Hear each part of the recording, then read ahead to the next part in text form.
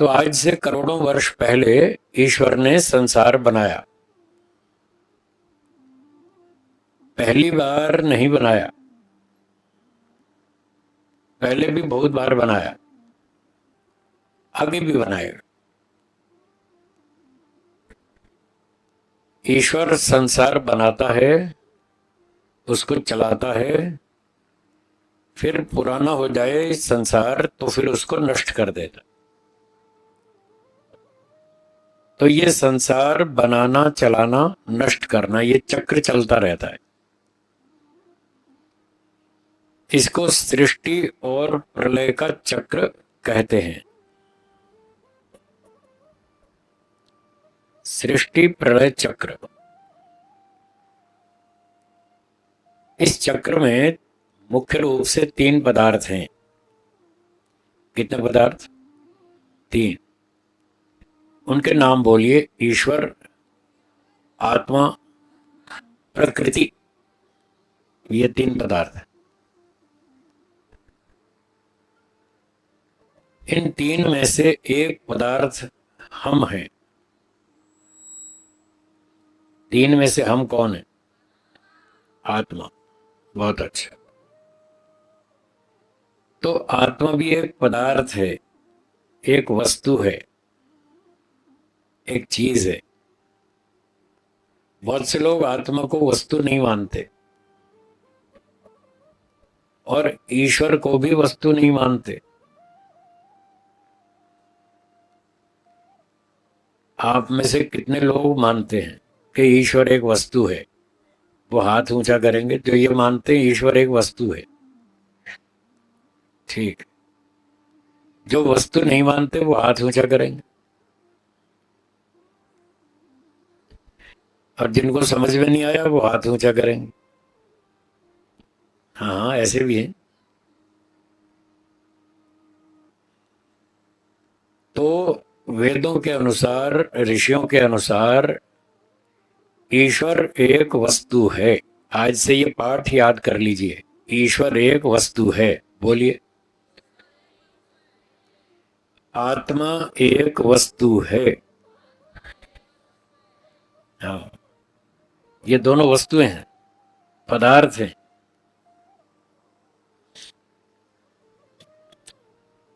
तीसरी जो वस्तु है प्रकृति, इसको तो लोग वस्तु मानते हैं। मॉडर्न साइंस वाले लोग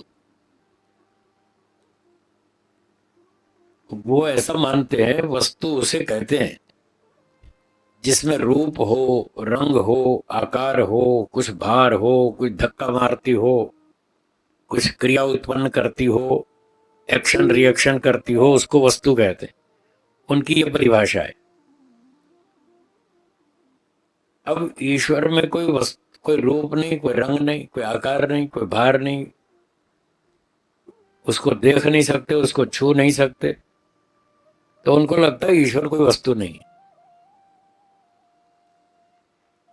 क्योंकि मॉडर्न साइंस वाले केवल एक ही वस्तु को जानते हैं, 2 वस्तुओं को नहीं जानते। इसलिए उन्होंने परिभाषा भी ऐसी ही बनाई जो एक वस्तु पर ही लागू होती है। 2 वस्तुओं पर लागू होती है वो परिभाषा बना ही नहीं पाए, क्योंकि वो जानते ही नहीं।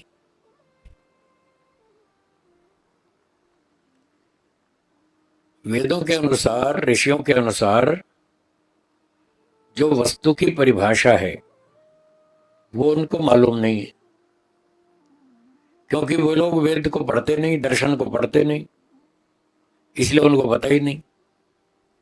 हम तो उनकी साइंस पढ़ते हैं, वो हमारे वेद नहीं पढ़ते, इसलिए गड़बड़ होती है। तो दर्शन और वेदों की जो परिभाषा है वो इस तरह से है वस्तु की। अब बोलिए मेरे साथ। जिसमें कुछ गुण रहते हो उसे वस्तु कहते हैं। बहुत सीधी सिंपल परिभाषा है। जिसमें गुण रहते हैं वो वस्तु।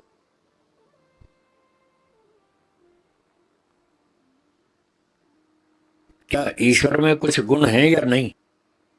है ना? तो ईश्वर वस्तु हो गई। इतनी तो बात है, जिसमें गुण रहते हैं वो वस्तु। तो ईश्वर में बहुत सारे गुण हैं। उसमें न्याय है, दया है, सेवा है, परोपकार है, ज्ञान है, बल है, आनंद है, बहुत सारे गुण हैं ईश्वर में। तो ईश्वर एक वस्तु है, सिद्ध हो गई। इसी तरह से आत्मा में भी गुण हैं। आत्मा में कौन से गुण हैं? आत्मा में इच्छा है, द्वेष है, प्रयत्न गुण है, ज्ञान गुण है, सुखी होता है, दुखी होता है, ये सारे गुण आत्मा में हैं। हाँ या ना?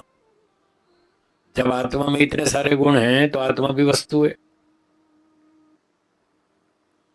तो वेदों के अनुसार 3 प्रकार की वस्तुएं हैं, एक ईश्वर, एक आत्मा और एक प्रकृति। तीनों में अपने अलग अलग गुण हैं। ईश्वर के गुण अलग हैं, आत्मा के गुण अलग हैं, प्रकृति के गुण अलग हैं, सबके अपने अपने गुण हैं।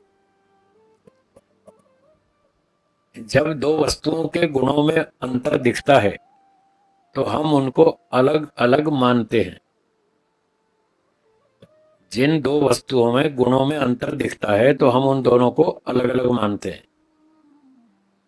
पानी ठंडा है, अग्नि गर्म है, हाँ या ना?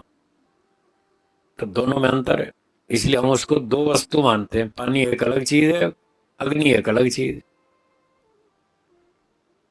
तो इस प्रकार से जैसे गुणों में अंतर दिखता है तो हम 2 वस्तुओं को अलग अलग मानते हैं। ऐसे ही ईश्वर, आत्मा और प्रकृति, इन तीनों में भी अपने अपने गुण हैं। उन गुणों के कारण वो वस्तुएं हैं और गुणों की भिन्नता के कारण वो अलग अलग वस्तुएं हैं।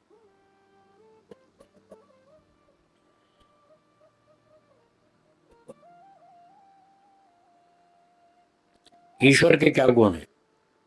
आर्य समाज के पहले और दूसरे नियम में ईश्वर के गुण बताए, बहुत सारे गुण। चलिए उनमें से थोड़ी सी बात करते हैं। ईश्वर में कौन कौन से गुण हैं? आप क्या मानते हैं, ईश्वर एक है या बहुत सारे? एक, ठीक है। तो ये संख्या गुण है। संख्या में ईश्वर एक है। ऐसे बोलने को तो लोग बोल देते हैं ईश्वर एक है, पर व्यवहार में एक नहीं मानते। व्यवहार में तो बहुत सारे मानते हैं।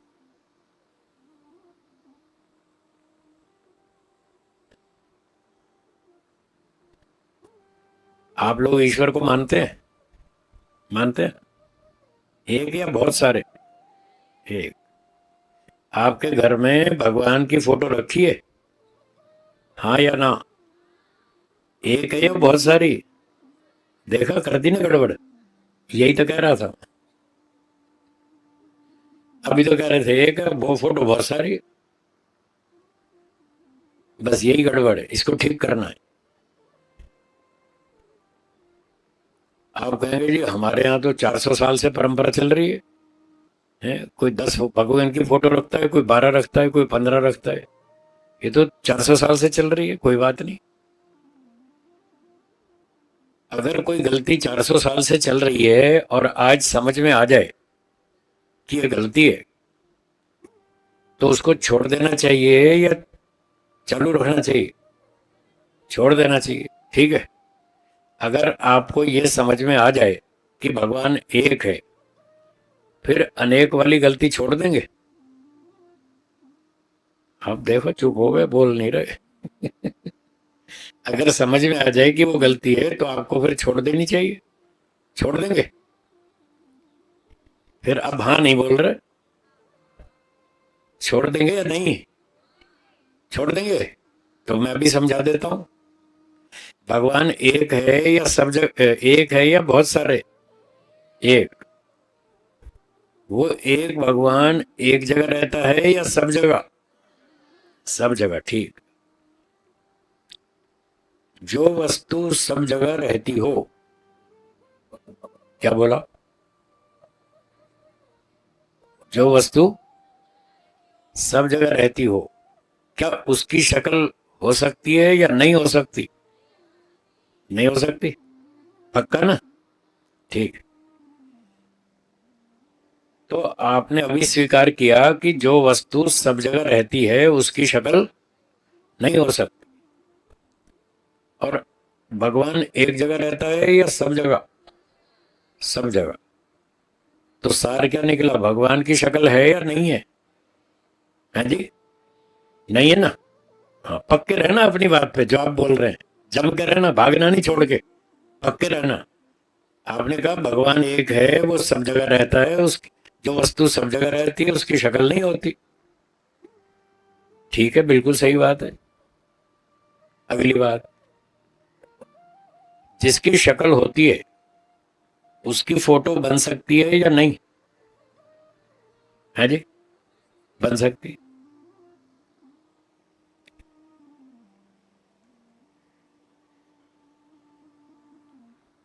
जिसकी शक्ल होती है उसकी फोटो बन सकती है। देखो बना रहे हैं, ये फोटो बना रहे हैं हमारी, बहुत लोगों की फोटो बना रहे हैं। तो हमारी शक्ल है तो हमारी फोटो बन रही है। ईश्वर की शक्ल है क्या? नहीं है। तो ईश्वर की फोटो बन सकती है? आपके घर में भगवान की फोटो रखी है, अब कहां से आ गई?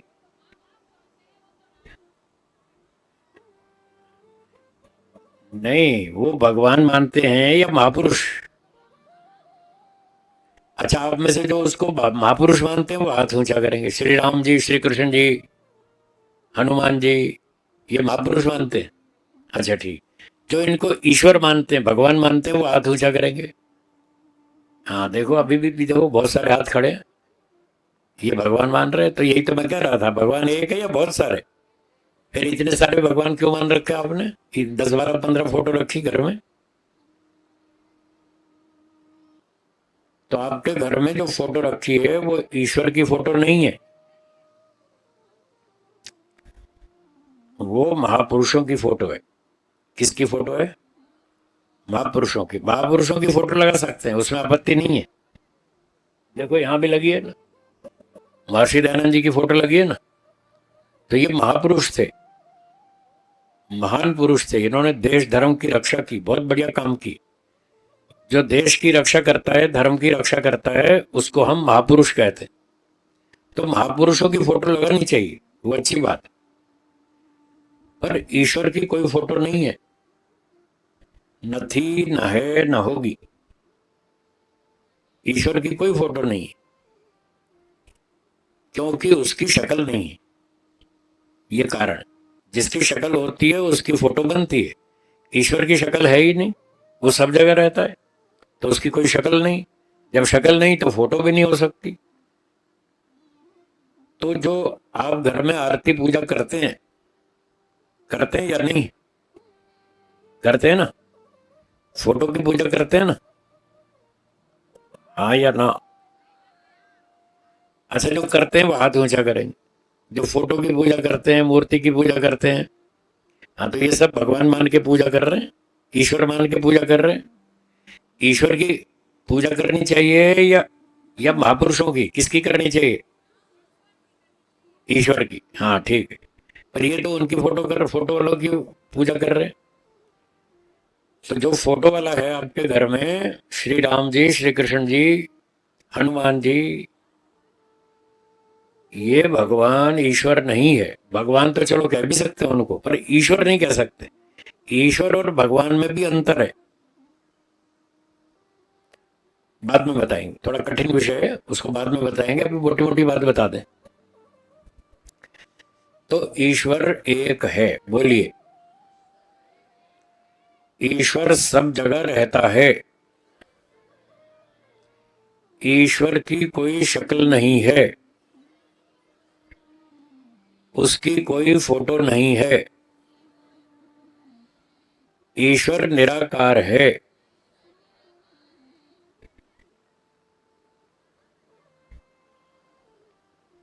और अगली बात, ईश्वर जड़ है या चेतन? चेतन। अच्छा, आपको जड़ और चेतन का अंतर मालूम है? किसी को मालूम हो तो बताइए, जड़ किसे कहते हैं, चेतन किसे कहते हैं? हाँ, बच्चों में से कोई बताएंगे? जड़ किसे कहते हैं?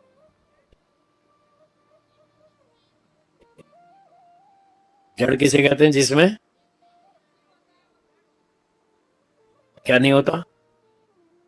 जीव नहीं होता। अच्छा, जिसमें जीव नहीं होता वो जड़, और जिसमें जीव होता है वो चेतन। हाँ ठीक है, मोटा मोटा अच्छा बताया आपने। चलिए थोड़ा दर्शन की भाषा में बात करें।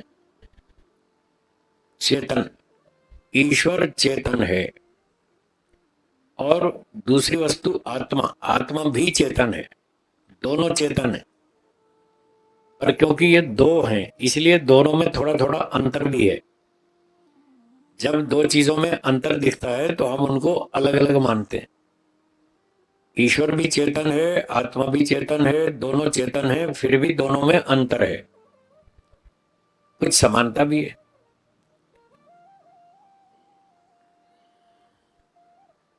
संसार में जितनी भी वस्तुएं हैं उनमें सब में कुछ कुछ समानता होती है, कुछ कुछ अंतर होता है। तो ईश्वर और आत्मा ये दो अलग अलग वस्तुएं हैं, इनमें कुछ कुछ समानता भी है और कुछ कुछ अंतर भी है। चलिए विचार करते हैं। तो चेतन की पहली पहचान, चेतन वस्तु में इच्छा होती है। बोलिए। जड़ वस्तु में इच्छा नहीं होती। ठीक है, एक पहचान हो गई। अब बताइए, ईश्वर जड़ है या चेतन? चेतन। तो ईश्वर में इच्छा है या नहीं है? कोई उत्तर नहीं आ रहा। ईश्वर में इच्छा है या नहीं है? है? नहीं है। तो फिर चेतन कैसे हुआ? चेतन की तो पहचान है, उसमें इच्छा होती है। आपके अंदर इच्छा है? हाँ या ना? आपके अंदर इच्छा है ना? आप जड़ हैं या चेतन? आप ईश्वर हैं या आत्मा? आत्मा है, चेतन है, आप में इच्छा है। ठीक है, ये मंच जड़ है या चेतन? इसमें इच्छा है क्या? नहीं है। तो मंच ये जड़ है, कुर्सियां जड़ हैं, ये सोफे जड़ हैं, radio TV computer mobile phone scooter car ये सारी वस्तुएं जड़ हैं, इनमें कोई इच्छा नहीं है। पर आप चेतन हैं, आपके अंदर इच्छा है। हाँ या ना? थोड़ी या ज्यादा? इच्छा आपके अंदर थोड़ी है या ज्यादा है? यही तो गड़बड़ है। ये जो मन में ढेर सारी इच्छाएं पाल रखी है ना, यही गड़बड़ है। ये जो इच्छाएं हैं ये दुख की मां है। क्या बोला? इच्छाएं दुख की मां है। तो जितनी ज्यादा इच्छाएं रखेंगे उतने ज्यादा दुखी होंगे।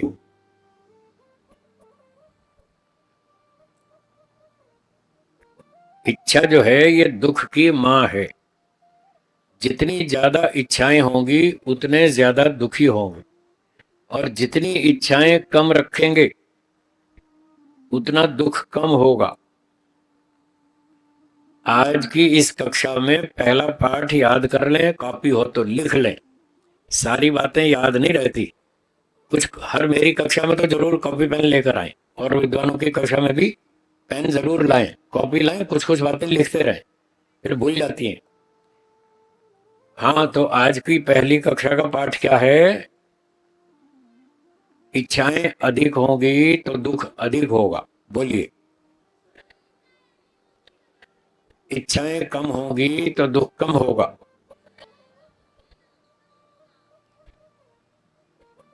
तो जितनी इच्छाएं कम रखेंगे उतने ज्यादा सुखी रहेंगे।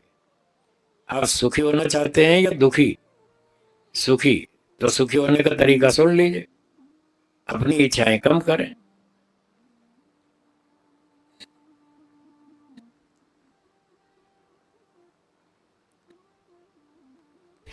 इच्छाओं को कम कैसे करें? सोचने का ढंग बदलना पड़ेगा। अभी जिस ढंग से हम सोचते हैं उसमें गड़बड़ है। उस ढंग को ठीक करना पड़ेगा। कैसे सोचें? सुनिए। हाँ, ये बच्चे कुछ बात कर रहे हैं आपस में, मेरी बात सुनो। मैं आपको सुनाने आया हूँ, बहुत दूर से आया हूँ, अहमदाबाद से, आपको सुनाने आया हूँ। तो ध्यान से सुने। सोचने का ढंग ठीक करना है। कैसे ठीक करेंगे? इच्छाओं को पूरा करने से इच्छाएं घटती हैं या बढ़ती हैं? है जी? हाँ, देखो सबको पता है, इच्छाओं को पूरा करने से इच्छाएं बढ़ती हैं। क्या किसी व्यक्ति की सारी इच्छाएं पूरी हो सकती हैं? ये भी आपको पता है, नहीं हो सकती है। दो बात आपने बताई, ठीक बताई। इच्छाओं को पूरा करने से इच्छाएं बढ़ती हैं। सारी इच्छाएं किसी व्यक्ति की पूरी नहीं हो सकती। जो इच्छाएं पूरी हो जाएंगी वो तो ठीक है, और जो इच्छाएं पूरी नहीं हो पाएंगी वो सुख देंगी या दुख देंगी? अब पता चला। जीवन में दुख ऐसे बढ़ता है, हम इच्छाएं बढ़ाते जाते हैं, सारी इच्छाएं पूरी होती नहीं, जो इच्छाएं पूरी नहीं हो पाती वो दुख देती, और तब तक दुख देंगी जब तक वो पूरी नहीं हो जाएंगी। वो इच्छाएं तब तक दुख देंगी जब तक वो इच्छाएं पूरी ना हो जाएं, और अगर वो पूरी हो गई तो फिर और दो चार नहीं हो जाएंगी। जो जो इच्छाएं पूरी हो जाएंगी फिर उनके पूरा होने पर दो चार नई इच्छाएं और पैदा हो जाएंगी। अब उनको पूरा करो, फिर उनको पूरा करेंगे, दो चार और नई पैदा हो जाएंगी, बस वो ऐसे बढ़ती जाती है। और सारी तो खत्म होती नहीं, कुछ हो जाती है, कुछ रह जाती है। तो जो इच्छाएं पूरी नहीं हो पाती वो दुख देती है। अब उस दुख से बचने का क्या तरीका? उससे बचने का तरीका यह है, अपनी इच्छाओं को कम करें। क्या बोला?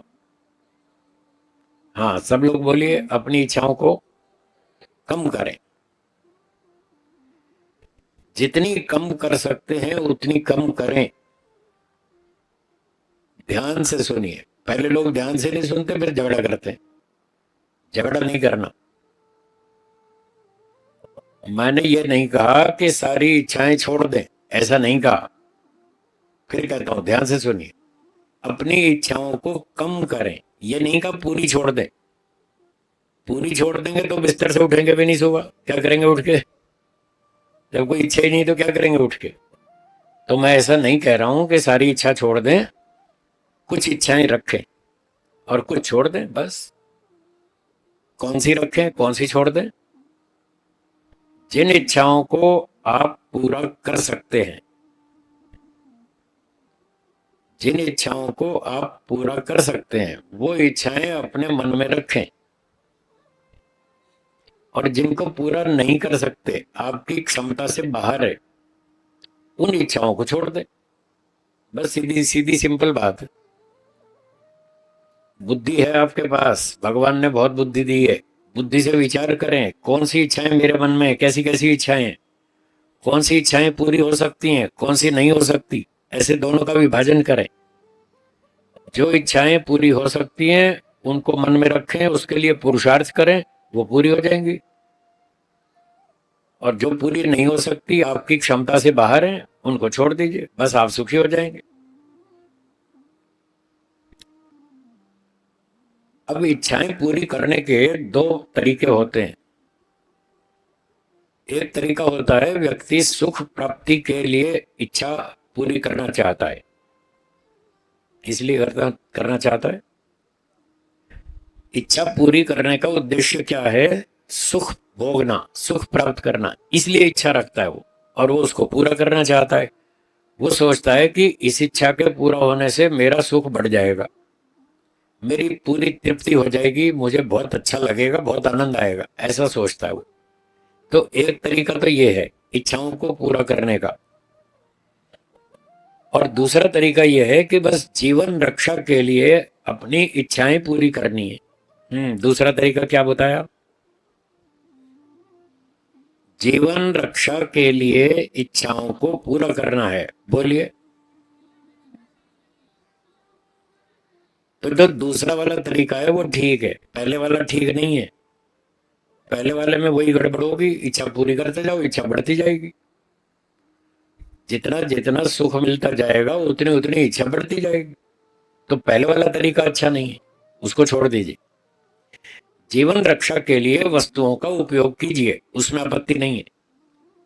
जीने के लिए रोटी चाहिए, कपड़ा चाहिए, मकान चाहिए, स्कूटर चाहिए, कार चाहिए, ये सारे साधन चाहिए जीवन रक्षा के लिए। इसके बिना जीवन की रक्षा नहीं हो पाएगी। तो रोटी खाना, कपड़ा पहनना उसके लिए मना नहीं है, पर इन चीजों का जो उपयोग करेंगे उसका उद्देश्य है हमारे जीवन ठीक ठाक चलता रहे, जीवन की रक्षा होती रहे, हम अपना भी काम करते रहे, देश का भी काम करें। सबकी उन्नति में अपनी उन्नति समझनी चाहिए, हाँ या ना? हाँ, आर्य समाज का नियम है, सबकी उन्नति में अपनी उन्नति समझनी चाहिए। तो हम अपने लिए भी काम करेंगे, देश के लिए भी काम करेंगे। बस काम करेंगे इसलिए वो इच्छा पूरी करनी है, सुख लेने के लिए नहीं, उसमें खतरा है। रोटी खाइए, कपड़ा पहनिए, मकान बनाइए, स्कूटर कार खरीदिए, इन सब चीजों का उपयोग कीजिए, पर इन चीजों में सुख नहीं लेना। आजकल लोग जो सारी इच्छाएं पूरी कर रहे हैं वो जीवन रक्षा के लिए पूरी कर रहे हैं या सुख लेने के लिए? सुख लेने के लिए। तो उसको ठीक कर लीजिए, वो तरीका बदल दीजिए।